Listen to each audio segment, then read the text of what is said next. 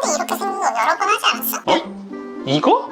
에이, 이거는 그거랑 완전히 다르지. 버튼 위치랑 포트 스피커 위치도 전부 다 다르지. 센서랑 카메라 위치도 달라가지고 이건 화상회의할 때 좀 더 편안한 각도로 볼 수가 있고, 디스플레이 같은 경우에도 색 온도 조절 기능도 들어가 있어가지고 취향마다 커스터마이징도 가능하고, 배터리도 이게 조금 좋아진 것 같지? 스펙 시트만 봐서는 그렇게 느껴질 수가 있는데 절대 아니야. 이게 뭔 일인지 효율이 엄청 좋아졌다니까? 게다가 스피커는 웬일이니 이거? 얘들은 이렇게 할 수 있었는데 안 하고 모르는지는 모르겠다. 대체 이런 거 보면은 진짜 답답하다니까? 조금만 신경 써가지고 신중하게 만들었으면 불량 때문에 욕도 안 먹었을 텐데, 그것도 그렇고. 그리고 말이야, 얘들 그래도 개선판 내면서 다른 회사랑 유통계약을 하는 건 좀 아니긴 해. 그치?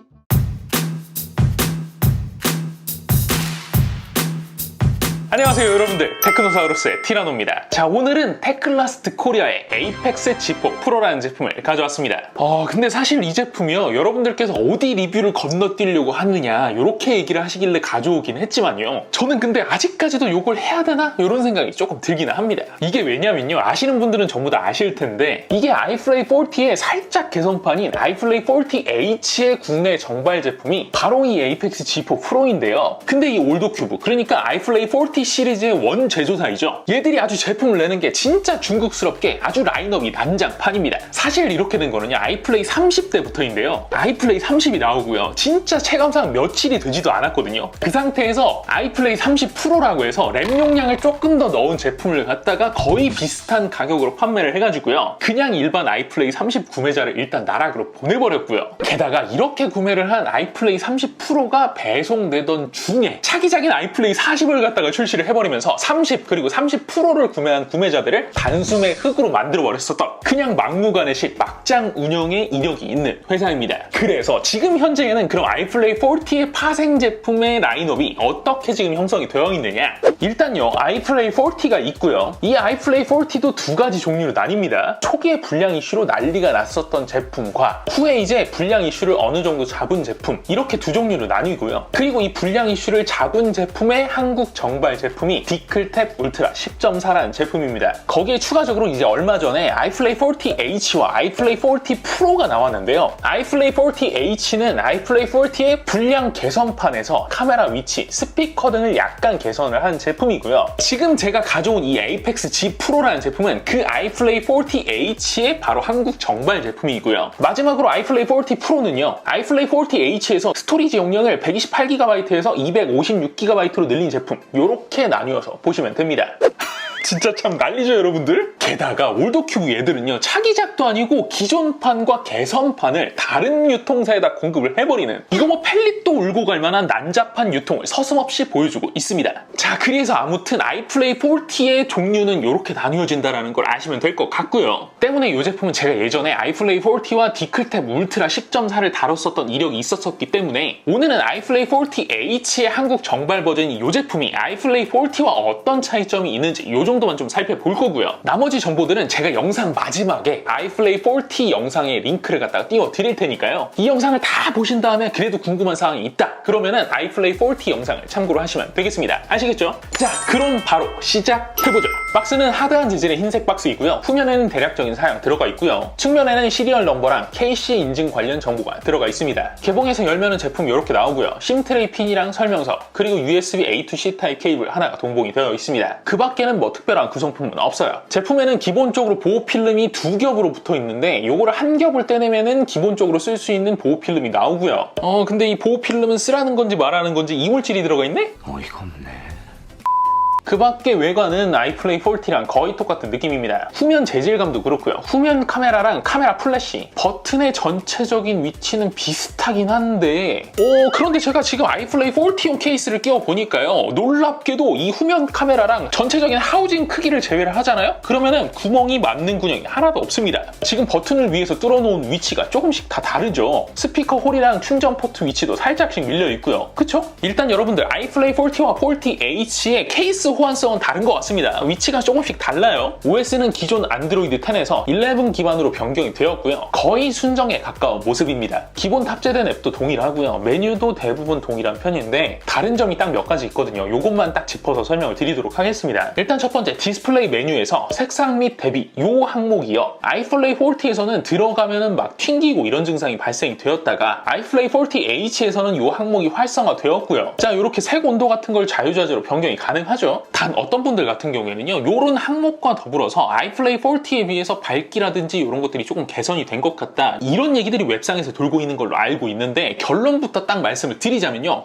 그건 아닙니다. 디스플레이의 색 커버리지나 밝기 같은 품질은 똑같습니다. 그럼 도대체 그 사람들이 왜 그런 식으로 느낀 거냐? 그건 바로 색 온도에 따른 밝기의 차이 때문입니다. 일단 기본 세팅의 경우 대비는 자동 대비에 색상은 표준이거든요. 그런데 이 표준이 표준스럽지가 않습니다. 약간 예전에 제가 P11 리뷰를 했을 때요, 켈빈 값을 올려가지고 밝기를 뻥 튀게 한 느낌? 그런 게 난다라고 말씀을 드렸잖아요. 그거랑 거의 세팅이 비슷합니다. 디폴트 세팅 기준으로요, 색역은 sRGB 97%, 감마 2.2로 색 커버리지 범위와 컨트라스트는 거의 표준에 가까웠지만요, 색 온도는 100% 기준일 때 무려 약 8600K로 푸르딩딩함을 넘어선 퍼런 화면을 보여줬고요. 색 정확도도 보시면은 델타 E 값이 3을 넘는 걸 쉽게 찾아볼 수 있고요. 1F8A는 8.12로 어마어마하게 튀는 모습을 볼 수가 있습니다. 그리고 이 기준에서 측정을 했을 때만 밝기가 바로 430니트까지 측정이 되는 거예요. 자, 그럼 요거를 아이플레이 40H가 아니라 40의 디폴트 세팅이었던 따뜻하게로 변경을 하고요, 측정을 딱 때리게 되면요, 색역이랑 감마 값은 sRGB 기준 97%, 감마 2.2로 동일하게 찍혀 나오긴 하지만요, 100% 밝기일 때 켈빈 값은요 7000K로 거의 표준에 가깝게 안정적으로 쭉 내려오고요, 색 정확도도 1F8A 이외에는 모든 항목에서 3 이하 값이 나왔고, 나아가서 사실 모든 색의 정확도 값이 더 좋아지는 모습을 볼 수가 있었습니다. 그리고 요 기준에서 밝기를 측정을 했을 때는 100% 기준 약 370니트 정도로요, 아이플레이 40에서 나왔던 밝기와 완벽하게 똑같아집니다. 이야, 여러분들 이제 대충 감이 오시죠? 뭐 색 온도야 어쨌든 취향적인 부분이 충분히 반영이 되는 부분이기 때문에 이거를 조절할 수 있는 옵션이 들어가 있는 거는 분명히 플러스적인 요인은 맞습니다. 하지만 요거를 구매하시는 대부분의 분들이 이런 거 잘 모르시고 일반적으로 표준으로 놓고 사용을 하게 될 텐데, 밝기 딱 하나 보상을 받자고 켈빈 값 미친 듯이 올려놓고 색 정확도를 갖다가 이렇게 튀게 만들어 놓는다고? 이거는요 개인적으로 좀 아쉽습니다. 뭐랄까, 제가 생각을 했을 때는요, 일반적으로 여러분들께서 디스플레이 품질 중에서 가장 먼저 보이는 거, 그게 뭐냐면 밝기거든요. 때문에 요거는 H라는 게 어쨌든 개선판이고 하니까 조금 더 돋보여야 될 거 아니에요. 전작보다는 더 나아 보여야 될 거 아니에요. 그렇기 위해서 한 뭔가 그 꼼수? 이런 느낌으로 받아들여졌습니다. 자, 그리고 두 번째, 이 아래 내비게이션 버튼이요, 원래는 버튼 순서만 변경을 할 수 있었거든요. 그런데 이게 제스처 모드를 사용할 수 있게끔 변경이 되었습니다. 그리고 제스처의 인식률이나 뭐 이런 거는요, 생각보다 굉장히 괜찮은 편이었어요. 기본적으로 OS에서 탑재하고 있는 기능을 이용해서 그런 건지는 모르겠지만요, 어쨌든 이 부분은 충분히 부들부들하니 쓸만했습니다. 그리고 세 번째, 화면 녹화 기능이 새로 들어갔고요.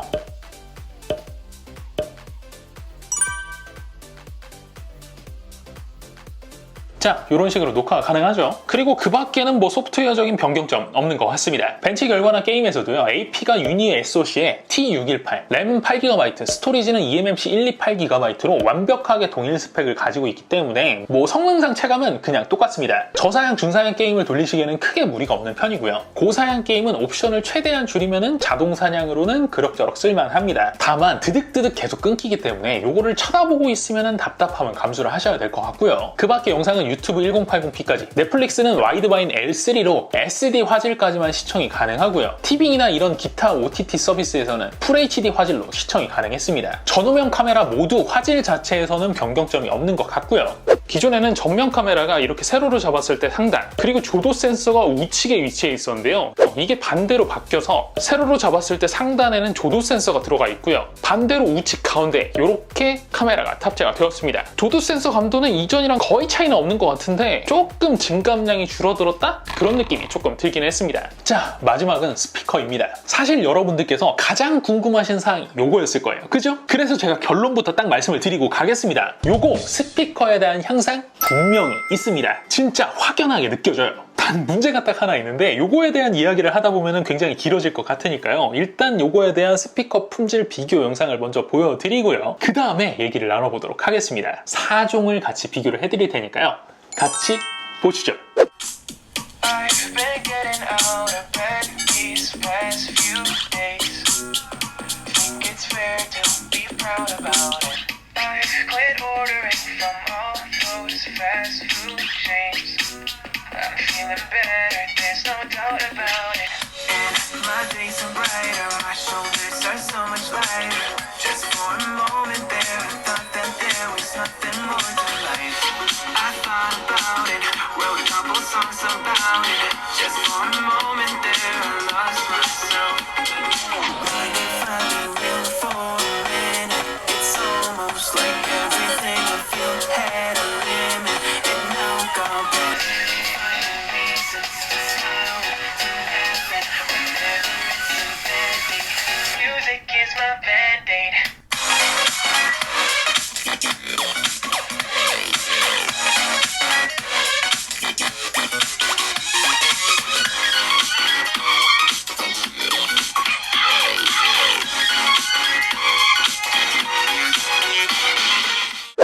어떠신가요, 여러분들? 스피커 품질 생각보다 괜찮죠? 물론 약간 텅텅거리면서 싼 티가 분명히 나긴 하지만요. 예전에는 비교하는 것조차 신뢰였었던 P11이나 갤럭시 탭 S6 라이트랑 비교를 하더라도 충분히 어느 정도 납득을 할 정도로 정말 많이 좋아진 편입니다. 자, 그러면 아까 전에 이제 시작하기 전에 말씀을 드렸던 이 제품의 문제점을 말씀을 드려야 되겠죠? 이 제품 문제가 뭐냐면요. 스피커의 볼륨 세팅이 조금 이상합니다. 제가 예전에 P11 리뷰를 하면서 스피커가 조금 이상한 것 같다. 1단계도 굉장히 크다. 이런 말씀을 드린 적이 있었는데요. 얘는 그거보다 훨씬 더 심각합니다. 잠깐 비교를 해드리자면요. 제가 듣기에 일반적으로 1단계 소리는 이 정도 소리는 돼야 된다. 이렇게 딱 느낌이 오는 게 딱 갤럭시 탭 S6 라이트의 1단계 사운드 크기 정도이거든요. 자, 그걸 기준으로 데시벨을 측정을 하면은 이 정도가 나오는데요. 예전에 제가 1단계 소리가 좀 크다 이렇게 평가를 했었던 P11 같은 경우에도 지금 들어도 살짝 큰 느낌이 들기는 하지만 이렇게 봤을 때 갤럭시 탭 S6 라이트와 비교를 해봐야 3, 4데시벨 정도밖에 차이가 안 납니다. 그런데 이 에이펙스 G4 프로는요. 야, 무슨 세팅을 이렇게 했는지 1단계가 50데시벨을 그냥 훌쩍 뛰어넘습니다. 여러분들께서도 진짜 딱 들어보시면 알 거예요. 바로 듣자마자 오?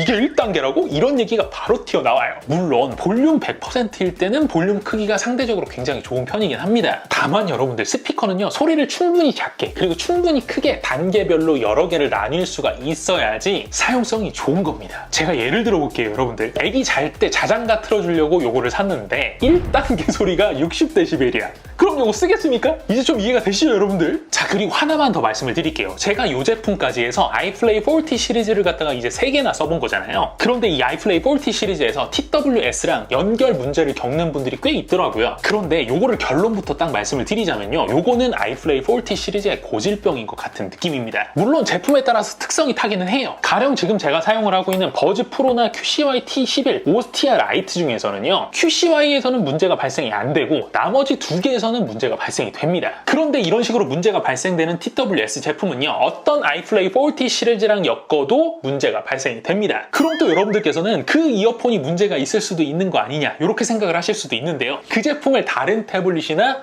다른 휴대폰과 연결 시에는 또 멀쩡하게 잘 돌아갑니다. 때문에 여러분들 보통 태블릿에는 뭐 TWS 이어폰을 갖다가 연결을 해서 쓰시는 경우가 별로 없기는 해요. 일반적으로는 태블릿은 좀 스피커로 즐기는 편이니까요. 다만 어쨌든 이런 환경에서 쓰시는 분들은요. 요거는 반드시 염두를 해두시고 구매를 하셔야 된다는 점. 꼭 요거는 기억을 하시길 바라겠습니다. 아시겠죠? 자, 마지막은 배터리 타임입니다. iPlay 40에 비해서 200mAh 증가한 6200mAh가 들어가 있고요. 늘 테스트하던 방식인 밝기 100%에 유튜브 1080p 영상 1개 지속 플레이 시 약 5시간 54분 정도가 사용이 가능했습니다. 지난 iPlay 40가 동일 기준 테스트 시 5시간 1분 컷이었던 거에 비해서는요. 확연하게 좀 차이가 느껴지죠. 용량상 차이는 200mAh로 미미한 수준이기 때문에 요게 이제 어디에서 배터리 타임을 늘렸는지 요거는 좀 미지수이긴 합니다. 사실 동일 칩셋을 사용을 했는데 배터리 효율이 확연하게 개선이 되는 거는 굉장히 어려운 얘기거든요. 때문에 그 기준에서 봤을 때는요. 배터리 공급망을 아예 바꿔가지고 배터리 효율 자체가 좋아졌기 때문에 이렇게 배터리 타임이 늘어났을 거다. 이렇게 좀 추정이 되고요. 그리고 배터리 타임도 5시간 54분, 뭐 6시간 정도가 그렇게 뭐 만족스러운 수치다. 이렇게 보기는 좀 어렵긴 하지만요. 그래도 어쨌든 이 제품과 동일한 디스플레이를 탑재를 했었던 걸로 추정이 됐었던 갤럭시 탭 S6 라이트와 비교를 했을 때 배터리 용량 대비 타임이 비슷하게 떨어지는 걸로 봐서는 이제는 좀 납득이 간다. 이렇게 말씀드릴 수가 있을 것 같습니다. 자, 그럼 여러분들 이제 다시 여러분들께 정리를 해드리겠습니다. 첫째, 일단 소프트웨어상 차이는 거의 느끼기가 힘들다. 둘째, 표준 세팅 기준으로는 밝기도 좀 좋아지긴 했고 거기다 색 온도라든지 이런 것들을 변경할 수 있는 항목이 들어가긴 했지만 사실상 이 제품의 베스트 세팅은 iPlay 40의 세팅과 거의 완벽하게 동일하기 때문에 그 기준에서 봤을 때는 아예 차이가 없다라고 봐도 무방하다. 셋째, 스피커 품질은 확연하게 개선이 되었지만 아직도 P11이나 갤럭시 탭 S6 라이트에 비해서는 한참 모자란 편이며 특히 볼륨 1단계의 소리 크기는 조금 문제가 있는 편이다. 넷째, 배터리는 진짜 스펙상은 조금 좋아지긴 했지만 실제 사용 시간에 있어서는 분명한 개선이 느껴지는 수준이었다. 자, 이제 여러분들 정리가 되셨죠? 그렇다면 이제 제 총평 나갑니다. iPlay 40H 그리고 iPlay 40H의 한국 정발판인 이 에이펙스 G4 프로는 제품 자체가 나쁘진 않으나 가격이 조금 아쉽다. 특히나 여러분들 지금 P11이 2021년 버전이 나오면서 예전 버전을 갖다가 떨이를 하고 있는 상황이거든요. 굉장히 저렴해졌어요. 그렇기 때문에 그 기준에서 봤을 때는 저는 이 제품은 지금 이 가격에는 좀 아니올시다. 이렇게 평가를 하긴 하지만요. 제가 늘 말씀드리지만 이 기준은 사람마다 전부 다 다른 법. 그러니까 여러분들은 또 여러분들만의 기준에서 이 제품을 판단을 하시길 바라겠습니다. 오케이! 자, 오늘 영상은 여기까지입니다. 영상이 재미있으셨다면 구독과 좋아요 그리고 알림 설정 꼭 잊지 말아주시고요. 저는 다음에도 재미있는 영상으로 다시 찾아뵙도록 하겠습니다. 지금까지 저는 티라노였습니다. 고맙습니다. 이거 짧게 하려고 했는데 짧게가 안 된 것 같은데? 한 6, 7분 나올 줄 알았는데 전혀 아닌 것 같은데?